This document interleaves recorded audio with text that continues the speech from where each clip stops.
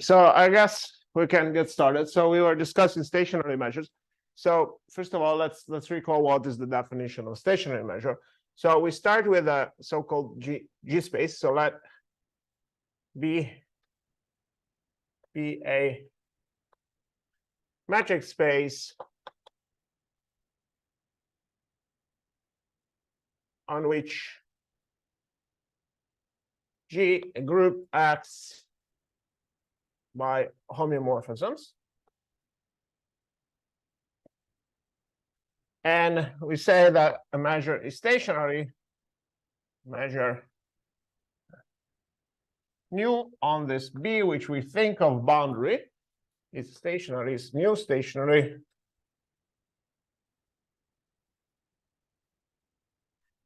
If this measure is stationary on average, so it's not invariant, but it's invariant on average. What does it mean? You take this measure, you push it forward by G, and then you take an average. So you take an average with respect to mu, and this one is the same measure. And recall, most of the time, for the groups that we're looking at, they will have no invariant measure. So invariant would mean that G star nu equals nu for every G. But most of the time, there will still be a stationary measure. So this is sort of the next best thing. So, okay, and now we were discussing last time, we started the proof of the following fact, following fundamental lemma, which is somewhat soft, is that if B is compact, then there exists a stationary measure of mu, a stationary measure nu, yeah, forever mu on B. So the existence is almost free, at least in this case where B is compact. And to prove that,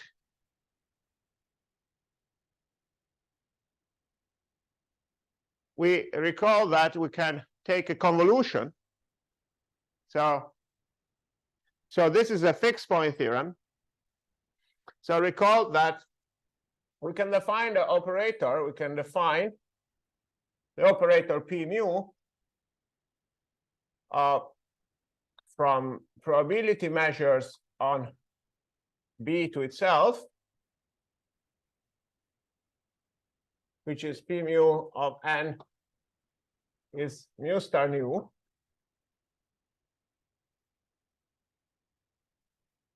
And recall what is the convolution? Well, the convolution technically is the push forward of the product measure on the product of G and B to B. And in fact, another way of saying this is that mu star nu of A is the integral of G star nu of A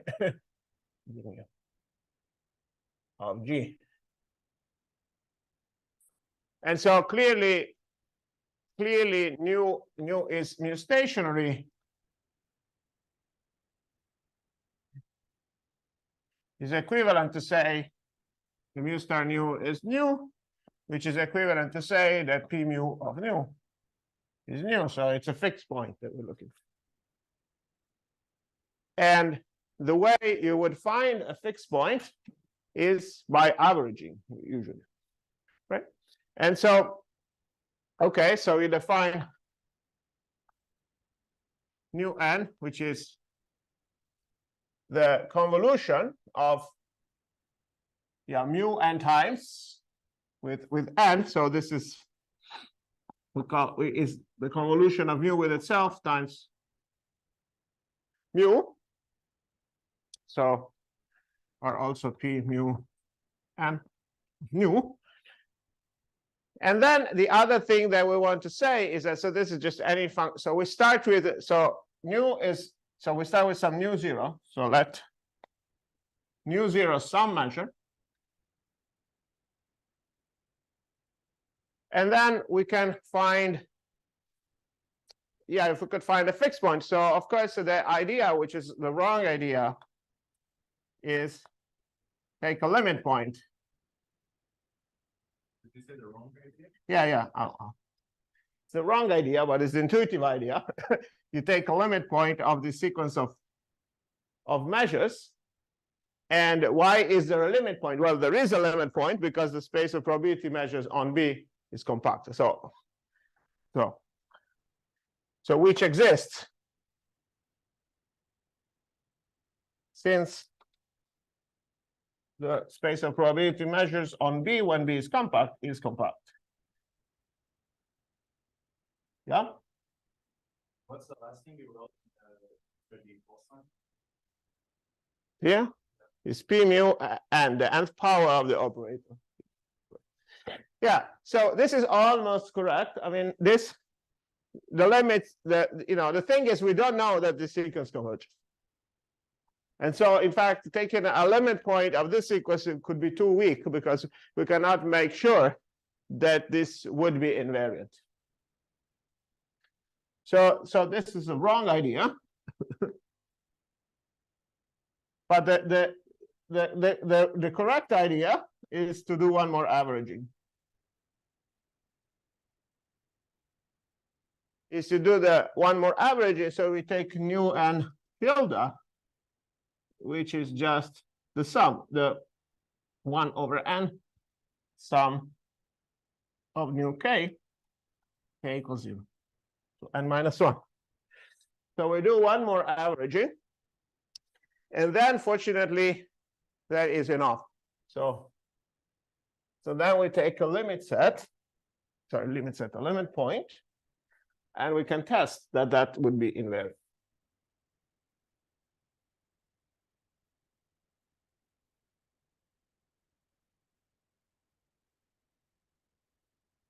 Okay, so yeah, so take nu tilde infinity limit of some subsequence, nu tilde nk. Okay. So this one again exists by compactness.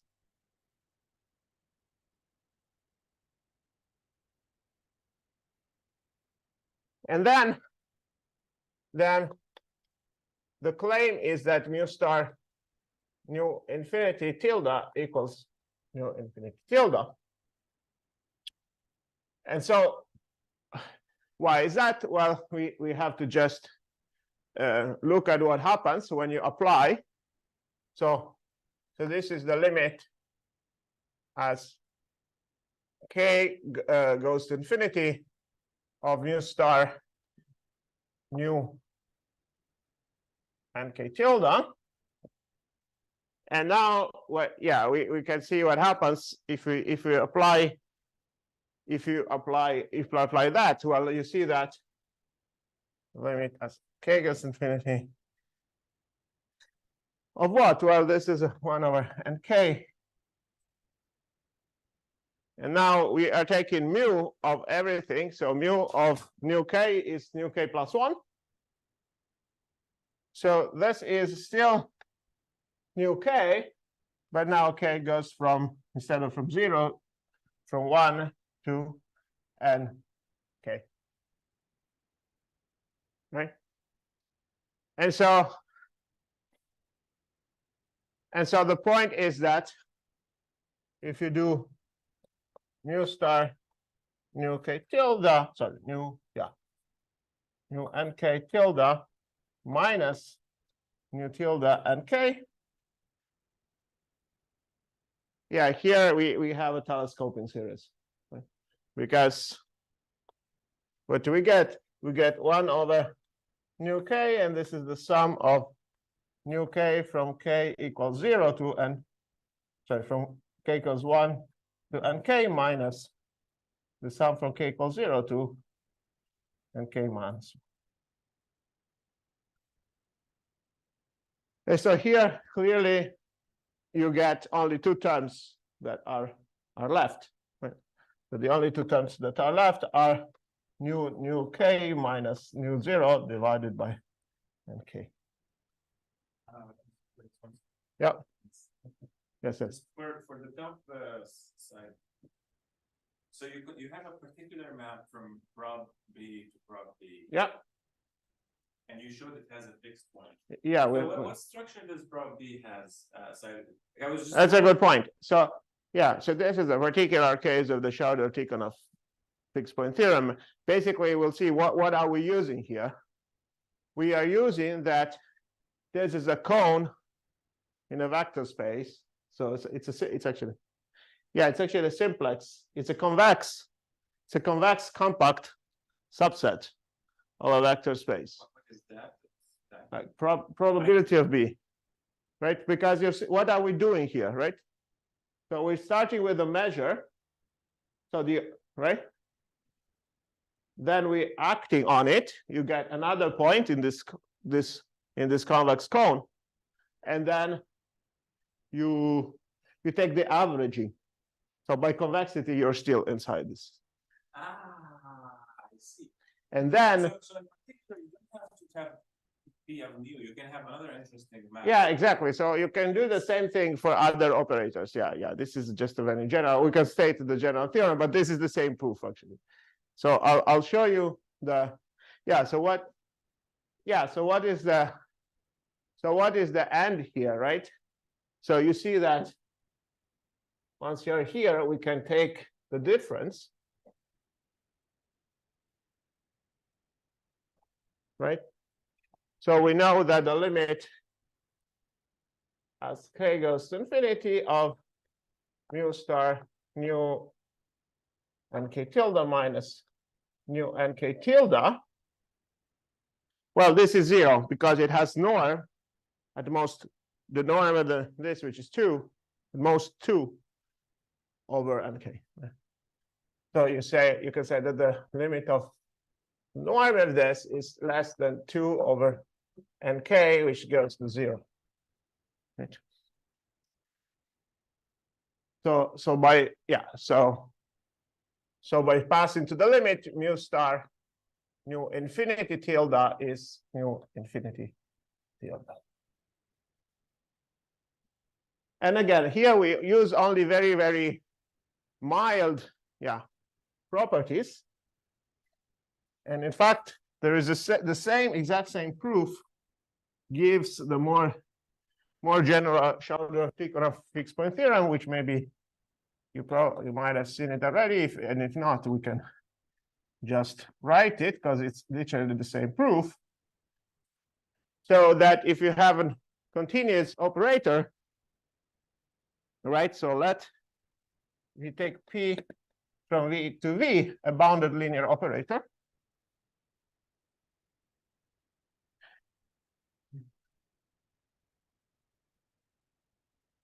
On a Banach space.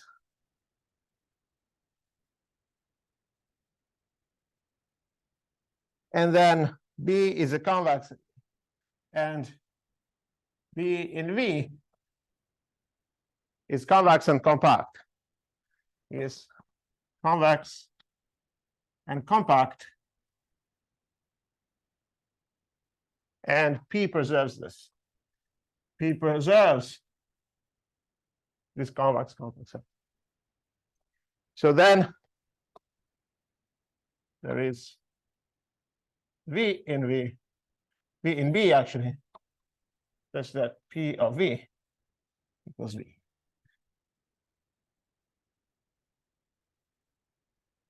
Yeah, so the proof is literally the same. So you take this operator, you do the average. The only thing is that it's not enough to just take iterates and take a limit point of the iterates, because that need not be invariant, but you have to take this Cesaro average. Okay, any questions? And again, here the compactness is, so the convexity we use because we're taking this Cesaro average. So the Cesaro average is still inside. And well, the compactness is absolutely important because we are taking this limit point. So if the space we're starting from is not compact, then the space of probability on it is also not compact. And so that's where this argument runs into trouble. The round idea doesn't work because, in fact, we can even think of it. Yeah, so okay, so here, because if you're averaging without taking the convex, right? So here's a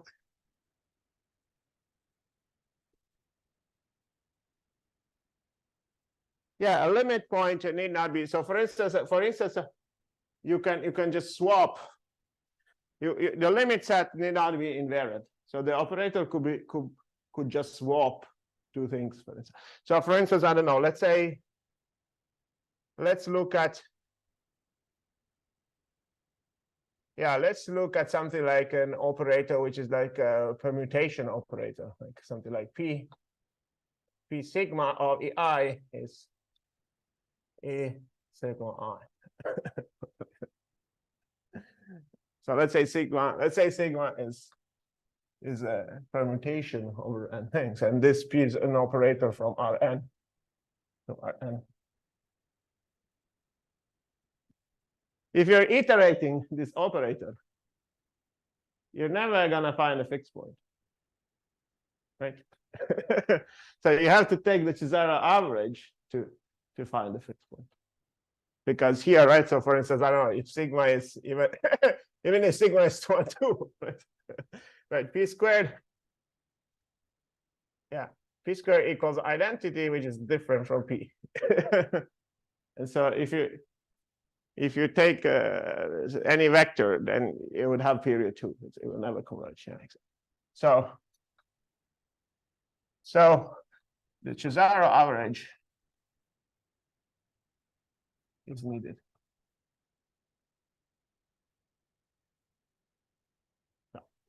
Okay, so now let's see. Just the just the sum of the first n terms divided by n. Yeah. In this case, if you do the Cesaro average, probably, yeah, it's a good question. It should converge to project into the 1 1 1 1, I think, vector. Yeah. Yeah, that's the right. So I know you take a matrix as a permutation matrix. I don't know this matrix.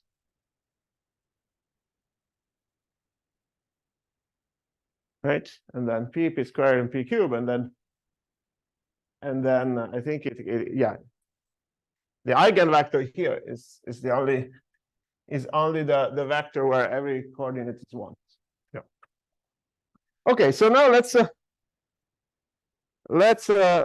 finally describe Furstenberg's theorem for convergence of random walks. So convergence of random walks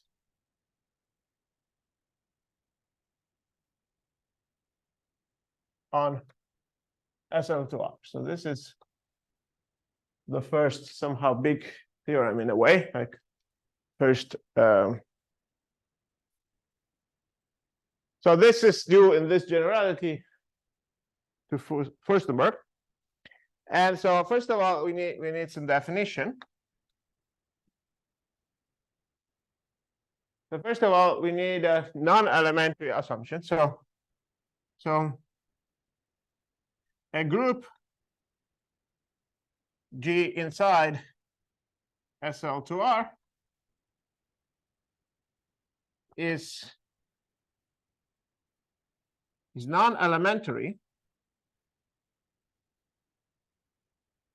if first thing is it is not contained, G is not contained in a compact subgroup.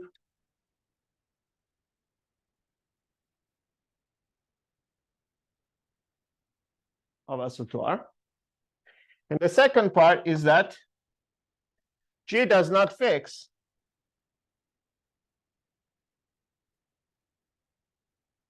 a finite subset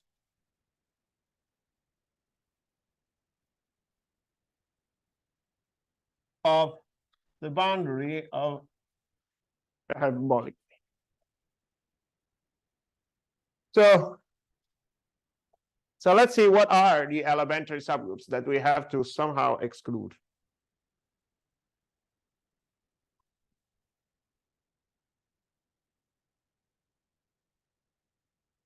Right, so we look at a group of matrices. Remember that SL2R. Sometimes I will write SL, sometimes PSL. Okay, sorry about that, but okay. In fact, PSL2R, okay, so PSL2R is indeed the isometry group of H. Well, SL projects to PSL, so okay. In any case, you can write a map from SL2R into the isometry groups of H. H is the hyperbolic plane, and of course, the map is just A, B, C, D of Z is AZ plus B over CZ plus D. So by Möbius transformation. And so clearly this preserves the hyperbolic metric on the plane. Now, so what are, and of course, so the boundary, well, the boundary, so, okay, so the boundary of H is R union infinity in this model, in the upper half plane model. And if you write it in the disk model, well, we put, this is in the disk model, which is, of course, isomorphic as a group, because we can conjugate holomorphic maps on H to holomorphic maps on D. So it's just a matter of which model. So you're always gonna draw it like this, but call it this just because it's easier to call it like that. But okay.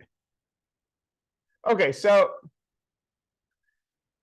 what are the elementary subgroups? So this is, of course, homeomorphic to just S1. So elementary subgroups, in this case, in SL2R, there are only 3 types, basically. So the first thing is if this is contained in a compact subgroup. Now, what is the most obvious compact subgroup of SL2R? SL2Z is not compact. It's a good subgroup, but for another reason. Yes. So, right, so you have a disk, you have a center. Yeah, you can rotate around a point. This is a compact subgroup, which is isomorphic to S1. Okay. So compact subgroups are usually we call it K. And these are groups, these are rotations. And if you write it in this model, I think you again write it like this: cosine theta minus sine theta cosine theta. That's matrices, right? So this is the group of rotations around, well, in this case would be Z equals. Yeah, so even if you write it in the upper half plane model, it turns out that the map Z goes to Z cosine theta plus sine theta minus Z sine theta plus cosine theta also represents a rotation with respect to the hyperbolic fixing, right? So for instance, what is the fixed point? Well, no, it's the same map. I just want to attract attention between the hyperbolic upper half plane model and the disk model. So I'm writing it now in the upper half plane model. So it's kind of counterintuitive that this would be still the thing, but it is. So in fact, we can double check. So what is the fixed point, for instance, of this? We can check what is the fixed point. It would be Z cos theta plus sine theta equals minus z squared sine theta plus sine cos theta. And so this simplifies, that cos theta simplifies. So z squared plus 1 times sine theta equals 0. So the fixed point is z equals I. So indeed, in fact, if theta equals, let's see, if theta equals pi over 2, what is this map?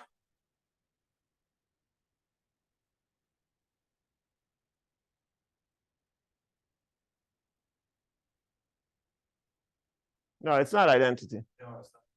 Yeah. So It's what is it? It's cosine of pi over 2 is no. it's it's zero. Yeah. So what is this map? Yeah.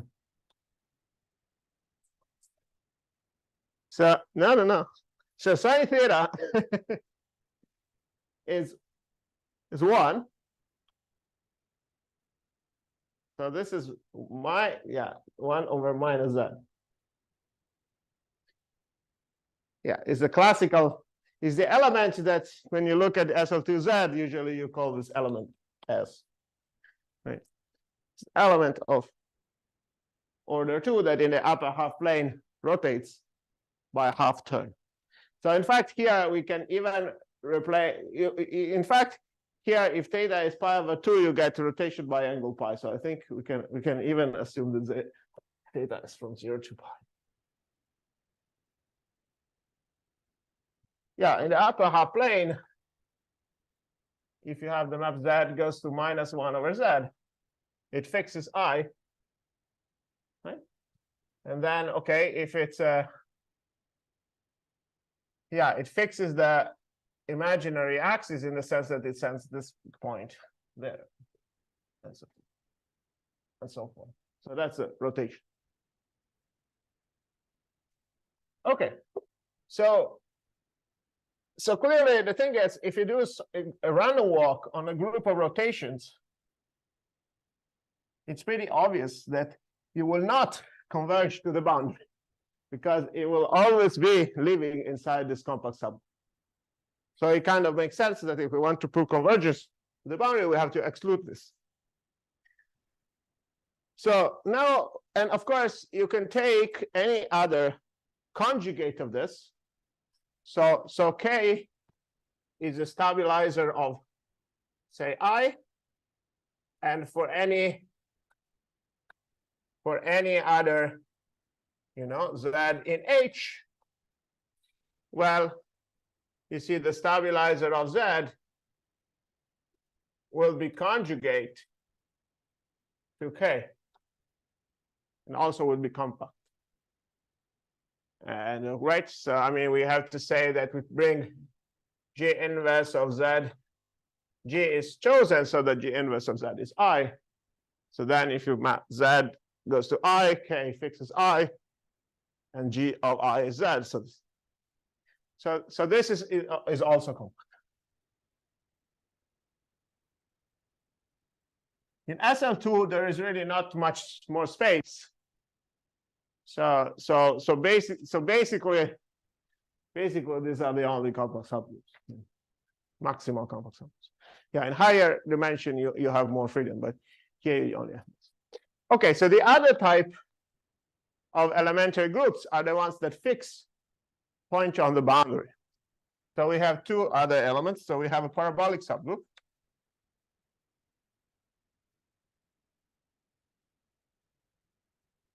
And the classical one. How about what is the parabolic subgroup? What's the matrix? Yeah, what's the matrix? What? What's the matrix of a translation in a hyperbolic half space? 1, 0, 1, A, that's right. So A is an R. Right, in this case, what happens here, right? So in this case, clearly any G in P satisfies G fixes infinity. So this map is Z goes to Z plus A. So it's just yeah. So if this is H, you take Z plus H. Sorry, Z plus A is just a horizontal translation. And so this group is elementary because it fixes one boundary point. So are there other ways to fix a boundary point in the upper half plane?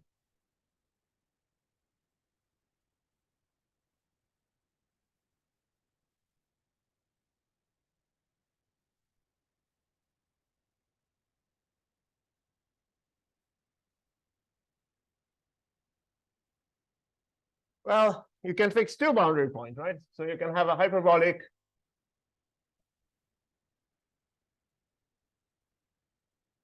one generated subgroup.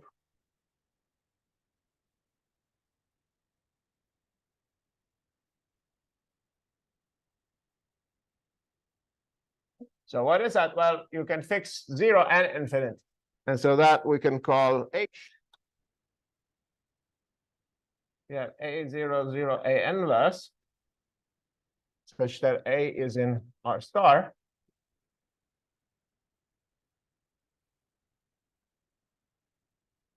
Right?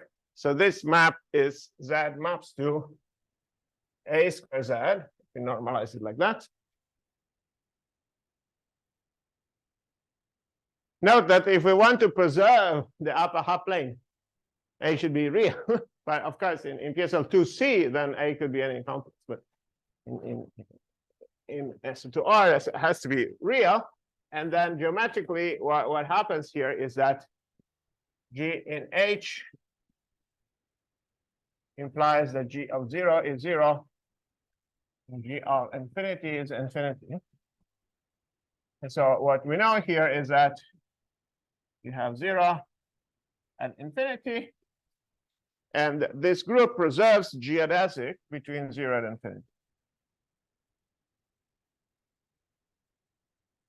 Right? So if you start from a point I, you get A squared I, for instance, if A is bigger than 1, and then it's going to go to infinity. So in every possible sense of the way, 0 is, so let's say if A is bigger than 1, for instance, otherwise we do the opposite. Well, 0 is a repelling fixed point.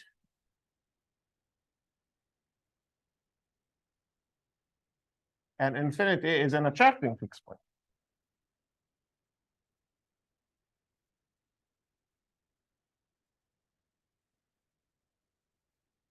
Right? By the way, and are these the only groups that fix a finite subset of points in the plane, in the boundary of the hyperbolic plane? So it's a good question.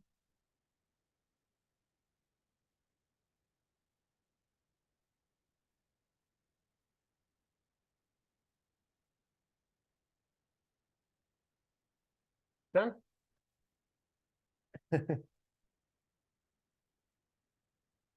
are these all subgroups of SL2 or SL2 fixing a finite subset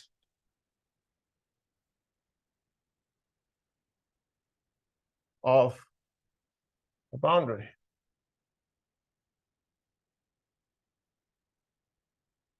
Well, it depends what you mean by fixing. So let's say, so fixing pointwise, fixing the subset as a subset. This is two different things. And also, yeah, so how many points? So can, for instance, can a group fix 4 points on the boundary?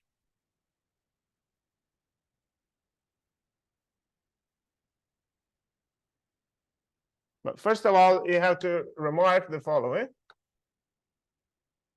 If G in PSL2R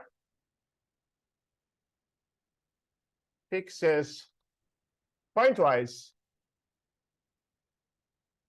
3 points on the boundary, then what happens?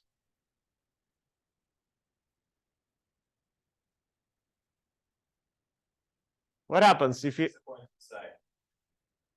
or more than that? It has to be the identity. It has to be the identity. Yes. It is the identity.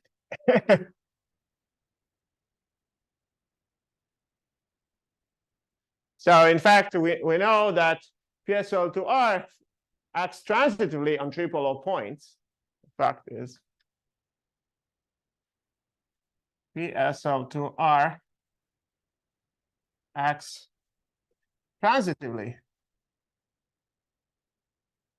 on triple of points of the boundary. So every time you have 3 points, there is a transformation that brings these 3 points to 0, 1, infinity.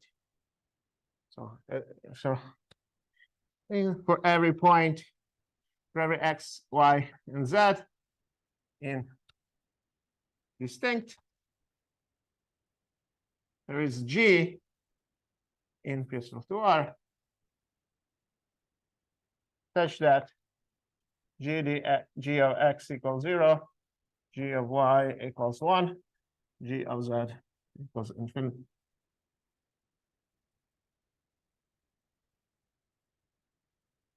And now we can also, assume, so for instance, let's see what happens. Yeah, in fact, what happens when you fix infinity? So the stabilizer of infinity, well, let's see. So you have z goes to az plus b over cz plus d. Okay, and we want the G of infinity equals infinity. So what does it mean to map infinity to infinity? What do we need to have from these coefficients?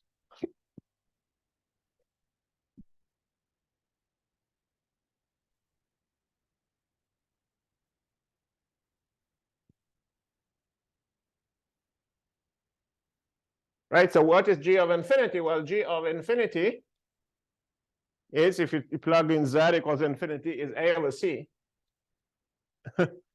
In order for this to be infinity, we need C equals 0. Right? So, and what else do we have? So we have A, B, 0, D. And we also want the determinant to be 1. So AD equals 1. So you're left with, so the stabilizer of infinity is of the form that goes to, yeah, of the form, let's say A, B, 0, A inverse, such that A is in R star and B is in R. And what kind of maps are these maps?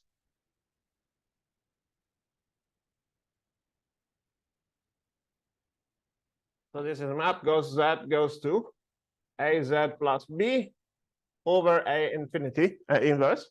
So this is A squared Z plus B A inverse. So these are affine maps.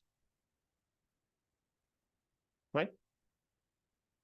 So this is a affine group over R.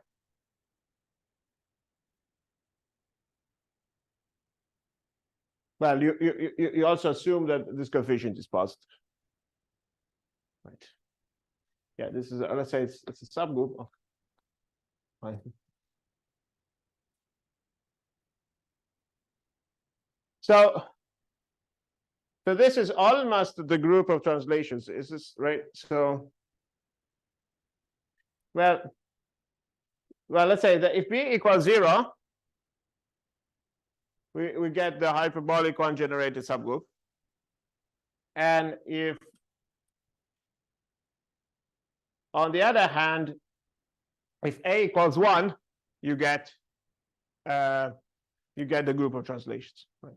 So if b equals 0, you get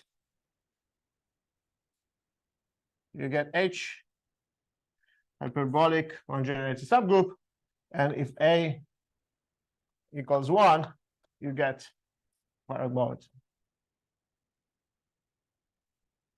Yeah, this group is bigger than that. It has it's two-dimensional. Yeah. However, when you have discrete subgroups, there are very few discrete subgroups of this. So that's why this group is sometimes forgotten, because we usually look at discrete subgroups, and then if you look at discrete subgroups of this, then there are really not so many options. So here's a good question. What are discrete subgroups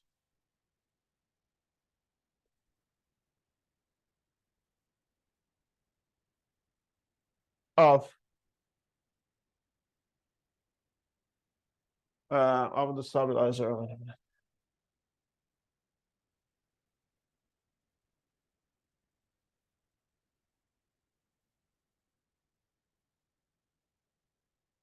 Okay, so the point is, if a group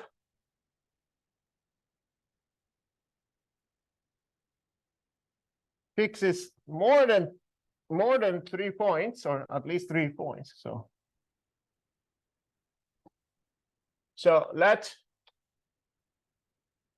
G be a group inside PSL2R such that there exists a set P with cardinality of P bigger than 3, P inside the boundary, such that G of P equals P. Then what do we know about such a group? It's a group that as a set fixes more than 3 points, at least 3 points.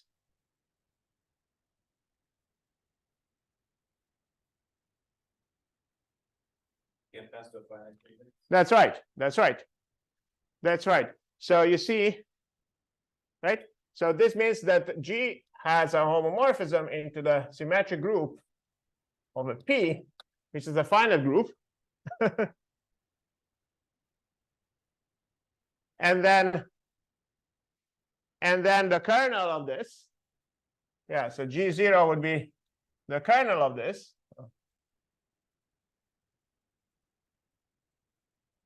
Well, the kernel of this would fix as P pointwise. But now if you have a subgroup that fixes pointwise a set with at least 3 points, so what do we have? There's only the identity, right?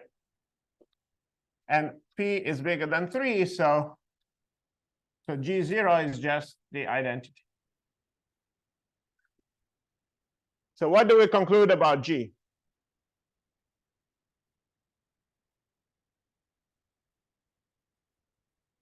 Yeah. What do we conclude? It's finite, right? Because this is a finite group, right? So so G is finite. So G is finite.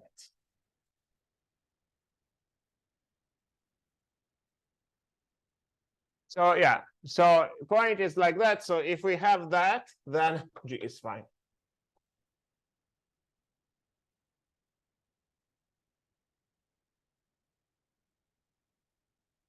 Yes.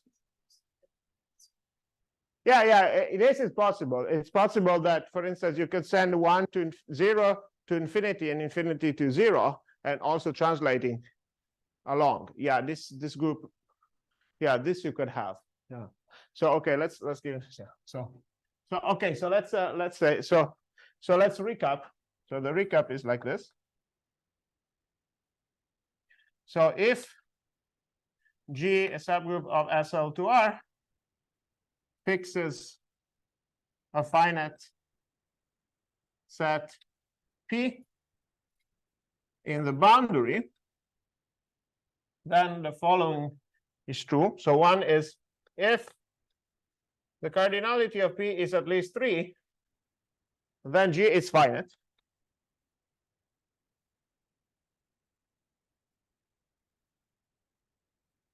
So there is really not much to say. You can do run the walk on a finite group, but it's not gonna converge to anywhere because it's just that's finitely many options. Okay, so the second one is, okay, if the cardinality of the stabilizer is 2, okay, then we can conjugate the group, then it is conjugate into the stabilizer of 0 and infinity, right? And what is the stabilizer of 0 and infinity? Well, it's a subgroup of this one. So let's figure this out.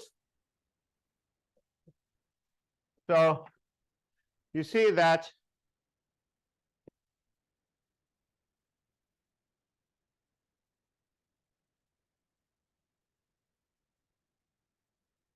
right, so it could either, right, it could either fix both 0 and infinity, or you could swap them, right?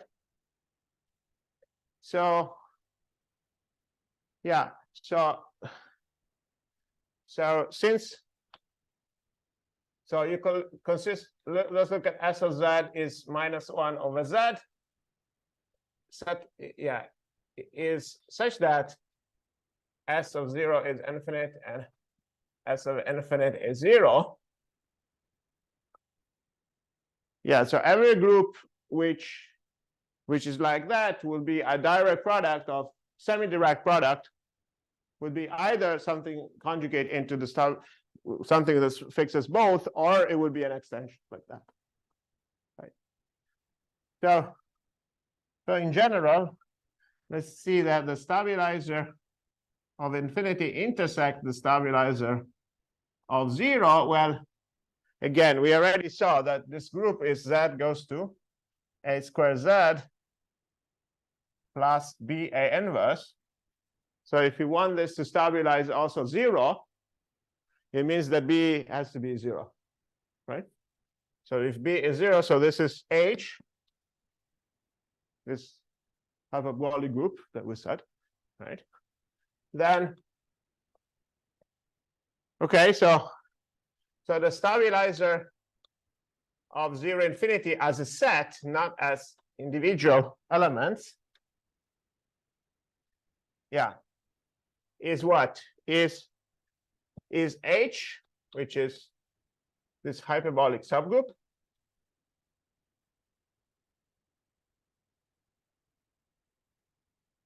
Okay, this one, and then semi-direct, the group generated by S.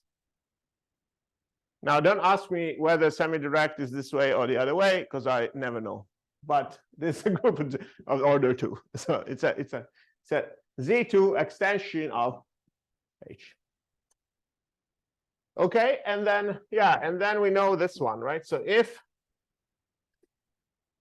the third one is, if the cardinality of phi is 1, then G is conjugate into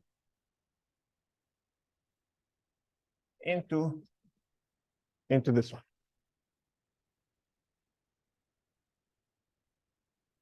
So these are all the options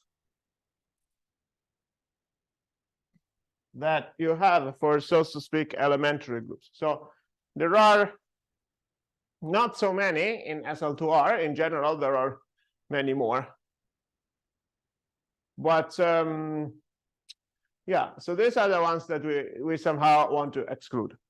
So okay, so since we are here, let me state the theorem that we're gonna then prove after the reading week, because next week there's no class, it's reading week. So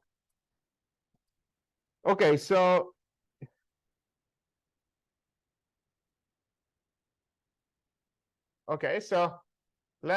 so here's a theorem of first order.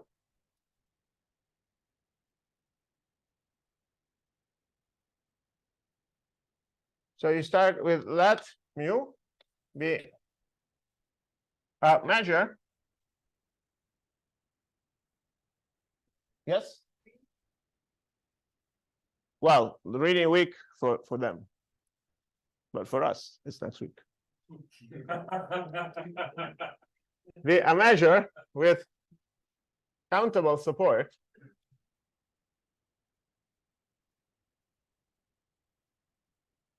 on SL2R or PSL2R. So touch that. The group generated by the support of mu.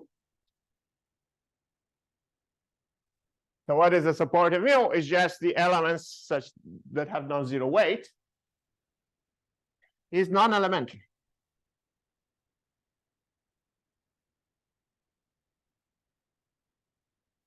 And this is the only assumption. This is the nice thing about this theorem. There is no moment condition. There is no entropy condition. There is nothing like that. It's only that the group generated by the support is, if you're adult, you could say Zariski dense, but basically it just means that it's just not of this degenerate cases. It's not. So then for any pick a point in the inside the upper half plane, there for almost every sample path for this walk,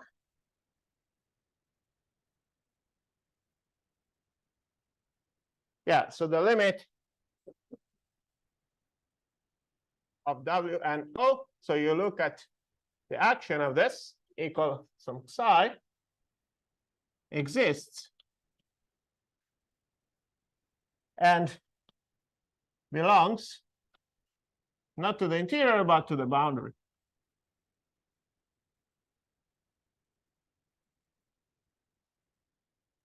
So again, the picture is the one I've drawn many times, so let me just finish by redrawing the picture. So this is the base point, and you're starting to move along the plane using these isometries, and this walk will eventually converge to some well-defined point. So remember that Wn is G1, G2, G. And yes, the order of multiplication is slightly weird, but that's the one that already from Furstenberg is the order that has been always used, because it's the only one that actually works. Right, and of course, this psi point depends on the sample path. It's not that every walk converges to that particular point. There is no reason for that. In fact, the set of all possible choices is definitely dense in the disk. But with probability 1, the random walk will somewhat choose a limit. So yes. You said it's dense in the disk. Yes. Right? Is it different from other? Is there anything different about them than other? That is a good question that I was asked at some point by a logician. I have not thought about it very carefully. But yeah, it's a set of all possible limits. So in terms of Borel sets, it has some property, like maybe it's just Borel or something like that. Because like in other cases where it's not hyperbolic, you can start pinching down which properties it is. Like it's a linearly Morse, it's more than that, it's more than, you know. But here it's hard to see. Well, no. Okay, there's different options, right? So this set, the set of converges as measure 1. Now, what you're referring to, I think, is another fact that you can impose more conditions on this path, and this still has measure 1. Right? For instance, you want Wn to be loxodromic, or I don't know, this direction to be Morse or something like this. Just this, the question was what they asked. Yeah, anyway. But... Right? I mean, it's a. We know that this is gonna be better than that in most cases, but yeah. But this is again what one really interesting thing is really the assumptions are very mild. There's non-elementary conditions. Okay, so I think I'm done. But yeah, let's ask questions. You can ask your question. So, okay. So the drift of the random walk. You mentioned once that we think when you define this, you know, you made an analogy with the loxodromic element. Yeah. Is this analogy precise in the sense that, like, if you give me a drift, is it always true that you can actually find a loxodromic that translates almost that much, or is it just an analogy?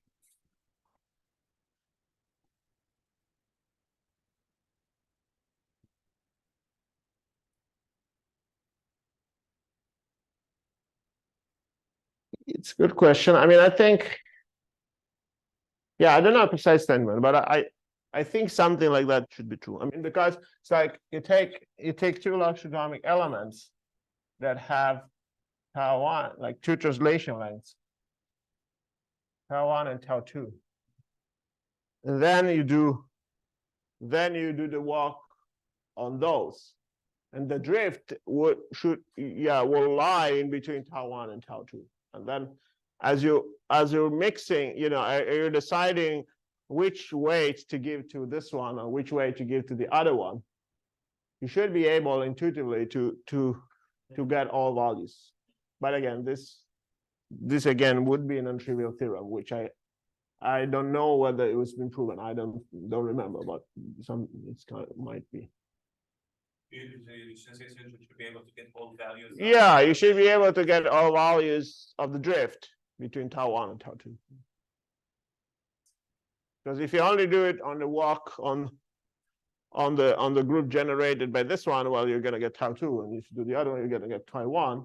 But then somehow when you mix them, when you do the walk, then you would have to, you expect to get anything in between them.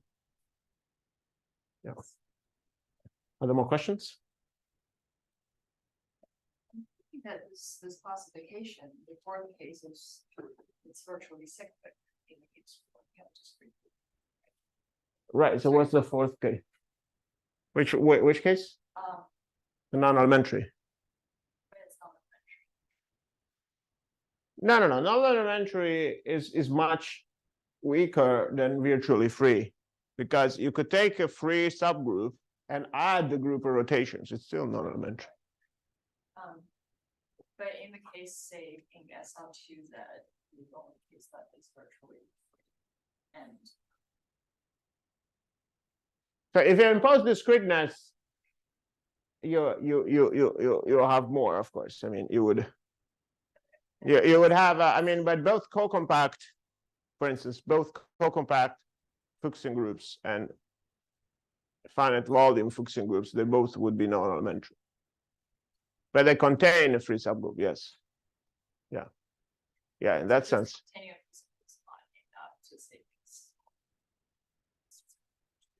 Yeah, containing a free subgroup is enough, yes.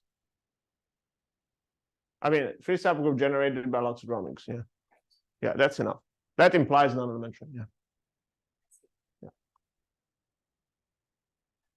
All this, I like this. Well, I mean, it's, you can do the ping pong, right? So there is no fixed subset on the boundary, right? And I'm saying the proof or the rent block, is it because since we have this subgroup in it? Well, the proof doesn't quite use the free subgroup. It uses exactly what I said before of the fact that there is no finite set on the boundary that is fixed.